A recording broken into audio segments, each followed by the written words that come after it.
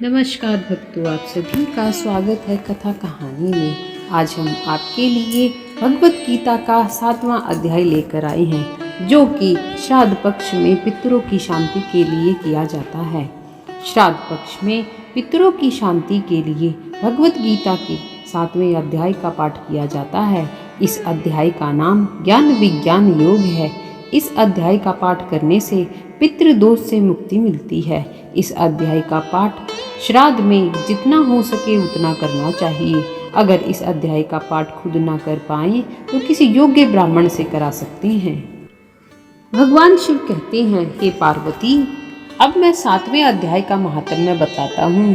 भगवत गीता के 7वें अध्याय के महात्म्य को सुनने से कानों में अमृत राशि भर जाती है। पाटलिपुत्र नामक एक दुर्गम नगर है, जिसका गोरखपुर द्वार बहुत ही ऊंचा है। उस नगर में शंकुकर्ण नामक एक ब्राह्मण रहता था। उसने वैश्यवृत्ति का आश्रय लेकर बहुत धन कमाया, किंतु ना तो कभी पितरों का तर्पण किया और ना देवताओं का पूजन ही।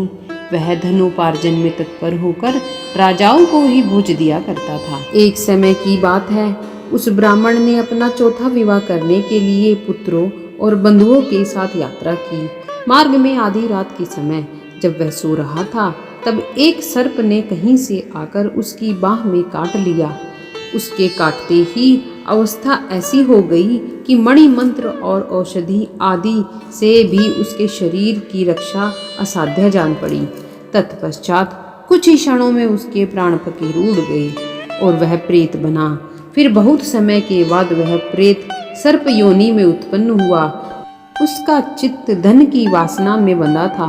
उसने पूर्व वृत्तांत को स्मरण करके सोचा, मैंने घर के बाहर करोड़ों की संख्या में अपना जो धन गाड़ रखा है, उससे इन पुत्रों को वंचित करके स्वयं ही उसकी रक्षा करूंगा। सांप की योनि से पीड़ित होकर पिता ने एक दिन स्वप्न में अपने पुत्रों के समक्ष आकर अपना मनोभाव बताया। तब उसके पुत्रों ने सवेरे उठकर बड़े विस्मय के साथ एक दूसरे से स्वप्न की बातें कही। उनमें से मंझला पुत्र कुदाल हाथ में लिए घर से निकला और जहां उसके पिता सर्प योनि धारण करके रहते थे, उस स्थान पर गया। यद्यपि उसे धन के स्थान का ठीक ठीक पता नहीं था, तो भी उसने चिन्ह से उसका ठीक निश्चय कर लिया और लोक बुद्धि से वहां पहुंचकर बाबी को खोदना आरंभ किया। तब उस बाबी से बड़ा भयानक सांप प्रकट हुआ और बोला, ओ मूढ़, तू कौन है? किस लिए आया है? यह बिल क्यों खोद रहा है? किसने तुझे भेजा? ये सारी बातें मेरे सामने बता। पुत्र बोला, मैं आपका पुत्र हूँ, मेरा नाम शिव है। मैं रात्रि में देखे हुए स्वप्न से विस्मित होकर यहाँ का स्वर्ण लेने के लिए कौतूहल से आया हूँ। पुत्र की यह वाणी सुनकर वह सांप हंसता हुआ उच्च स्वर से इस प्रकार स्पष्ट वचन बोला, यदि तू मेरा पुत्र है तो मुझे शीघ्र ही बंधन से मुक्त कर। मैं अपने पूर्व जन्म के गाड़े हुए धन के ही लिए सर्प योनि में उत्पन्न हुआ हूँ। पुत्र बोला, पिताजी, आपकी मुक्ति कैसे होगी? इसका उपाय मुझे बताइए, क्योंकि मैं इस रात में सब लोगों को छोड़कर आपके पास आया हूँ। पिता बोला, बेटा, गीता के अमृतमय 7वें अध्याय को छोड़कर मुझे मुक्त करने में तीर्थ, दान, तप और यज्ञ भी स्वतः समर्थ नहीं है।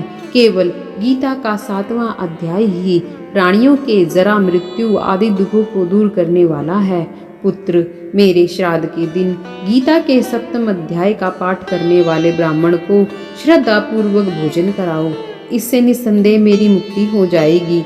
वत्स, अपनी शक्ति के अनुसार पूर्ण श्रद्धा के साथ निर्वैसी और वेद विद्या में प्रवीण अन्य ब्राह्मणों को भी भोजन कराना।